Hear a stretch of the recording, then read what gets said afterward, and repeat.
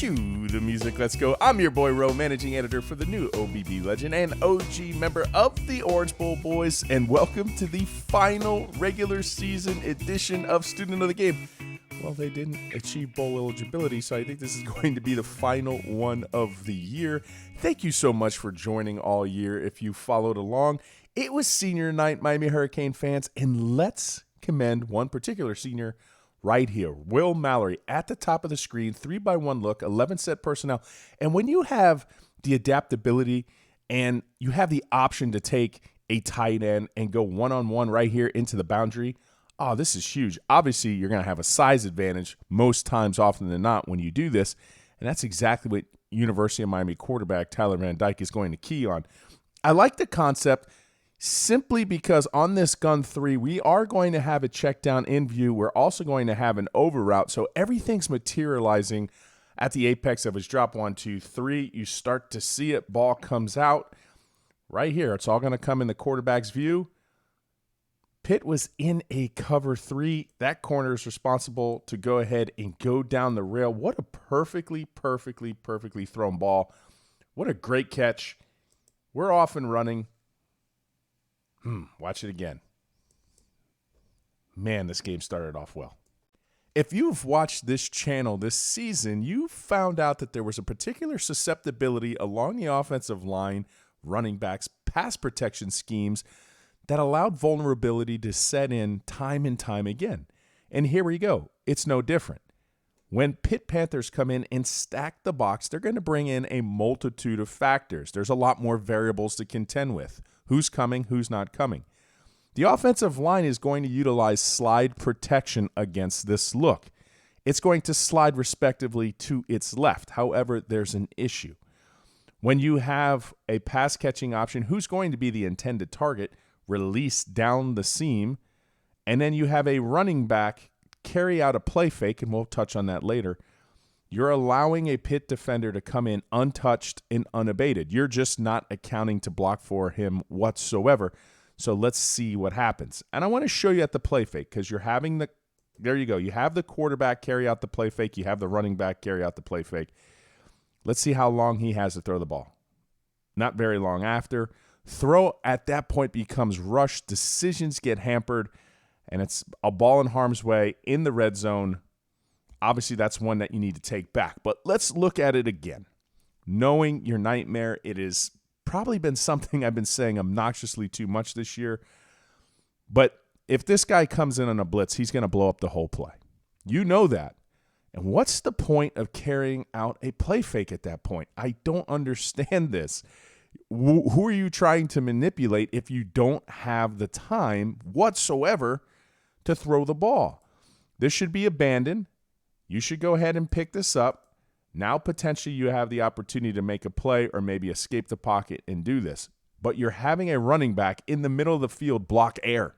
Block air. Because you just thought, I have to get this play fake in.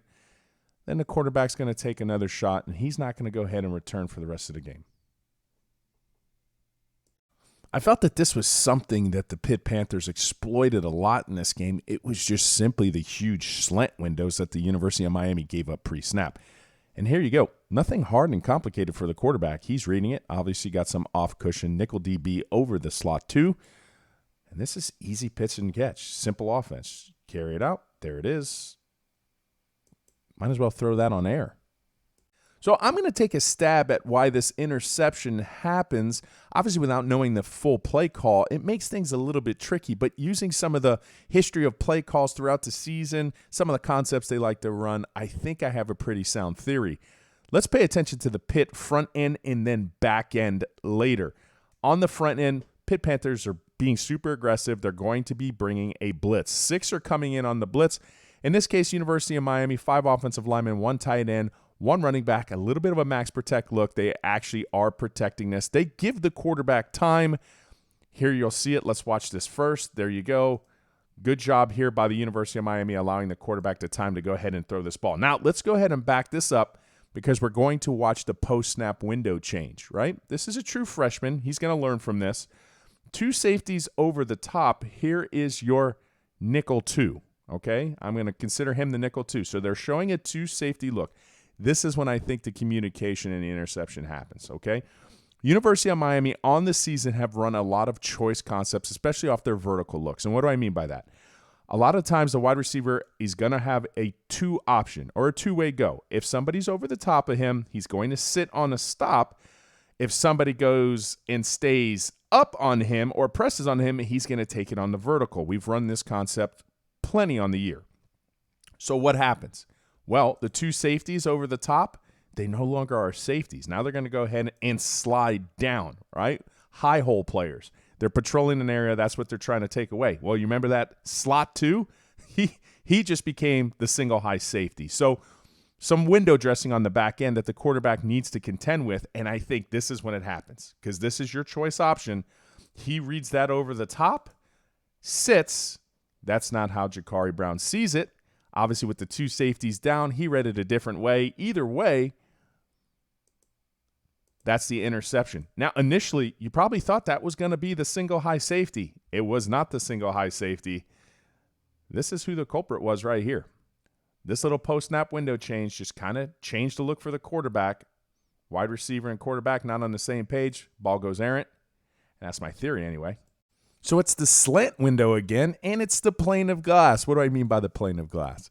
Well, it was taught to me years and years ago. You got to pretend that there's a plane of glass in front of the offensive line. When they break it, it's a run. When they back away from it, it's a pass. And when they bump it, they're obnoxiously close to it, it's a play action pass. And that's exactly what happens here.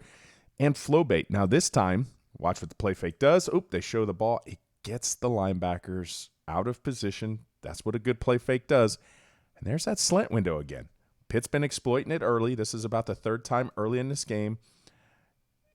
And then calamity happens, and there you go. So I am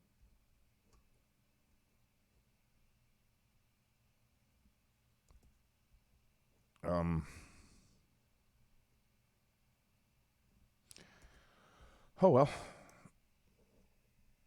You're not in an advantageous spot when you're in 3rd and 18. Obviously, in 7 people are threatening to come, some simulated pressure.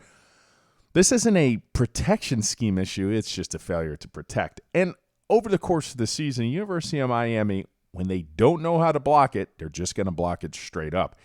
And this is exactly what they try to do. They try to patrol their area. They're going to come straight back. There you go. They're blocking it straight up. And you basically have 1 split 2. And that's who's going to go ahead and make the sack. Had people there, and like I said, it wasn't a protection scheme issue. This one was more of a failure to protect. Ouch. You have to consider what you're asking your offensive lineman to do, and you have to consider where your quarterback is going to be. And I'm going to explain that. No surprise, Pitt super aggressive. 6 along the line of scrimmage, 2 more linebackers in the box. We have 8 in the box. University of Miami are trying to run a play-action pass on 1st and 10, one in which they're going to pull the right side of their line to get this unchecked edge pressure that's allowed to come into the backfield. Now, full stop. This is a sound tactic. Teams utilize this all the time. You want to pull these linemen, especially on play action, because you want to see if you could get a response. Bring some linebackers up, maybe get a safety to take a false step. That's the sound tactic. However, I think the degradation of the play happens because of where the quarterback is.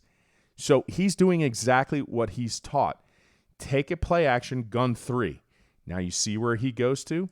He goes to a situation where now the offensive lineman, the pulling guard, he has no chance to make this block. And you'll see, because the quarterback is here. He's going to a spot. That angle, that's just a tough angle. Look, can't get there. Quarterback's in harm's way. That's how that play was designed. That's how it was taught. So what is something so simple that could have maybe ensured its efficacy? Right here. Once you take the play fake, slide a yard to your right. Just get behind here if that's the way you're going to block that up, because you had to work that way anyway, and maybe you have the time to go ahead and deliver that football. Maybe. So 3rd and 17. 3rd and 17. Play action. Again, leaving somebody, the edge pressure to come in unchecked. Right into the quarterback's view. 3rd and 17.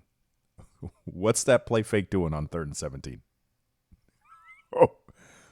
Recently on Twitter, I posted, I don't think I'm going to be a fan of any system moving forward where the quarterback isn't allowed a handful of simple checks, maybe to get out of a bad look or to get into a better one. And here's Exhibit A, because here's Slovis under center. Oh, there you go. Just made a quick line call at the line of scrimmage. And what does he see? I think I can see it. Just draw a line down the middle of the field, and you could see that the University of Miami are favoring this side. So, a little bit of an adjustment, and look at how fast Pittsburgh is able to get the numbers on the backside. There you go. Ran away from the numbers. Good job. Poor tackle out here to the contained side, and that's how you go ahead and get 10 yards. Now, again, just watching that, there's the line call. Something good. They're trying to adjust. They don't have the opportunity to look to the sideline. Obviously, they don't adjust well enough.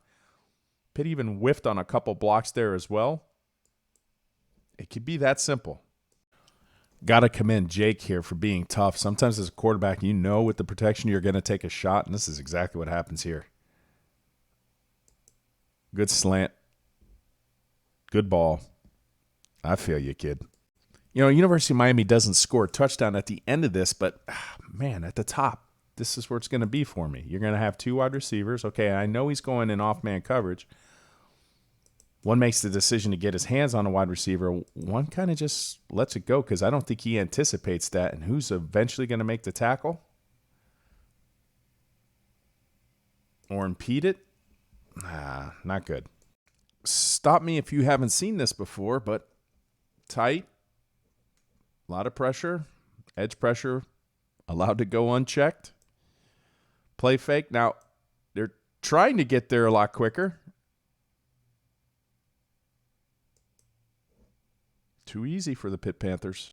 You live by the sword, you die by the sword. University of Miami, once again, carrying out a play-action pass where the running back's in the middle of the field.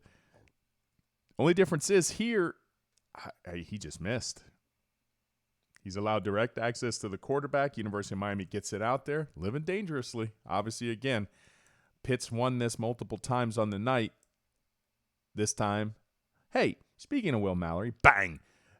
Hey, you are now the tight end TD reception leader for the University of Miami Hurricanes all time. Atta boy. And this is the last clip of the evening, and unceremoniously, it is going to end in a sack. Is this the last play of the Josh Gaddis era? Is he going to call another play for your Miami Hurricanes? The offense struggled mightily this season, averaging only 19.7 points per game against Power 5 competition. Ouch. And here you go. 4 defensive linemen get home against 6 would-be pass blockers. We kind of lose our balance over here. Simple stunt gets home. Jake Garcia is going to go down for the sack. And that's how the cookie crumbled. On senior night, University of Miami loses 42-16. But you can keep winning. Join us at the OBB Legend. Please, it's the new interactive website, and it also has access to Discord U. Some of you are new to Discord. Like, what's Discord? It is a 24/7 Canes utopia. You have a recruiting channel. You have miscellaneous channels. The Hardwoodies channel that covers Canes basketball. The Shake, baseball. Like I said, so much there, including the X's and Row channel, where we can talk ball all day long, share plays. You never know. We might have a new offense to break down. Who knows? It has been a pleasure, Canes fans. As always, stay dangerous, my friends. Bang.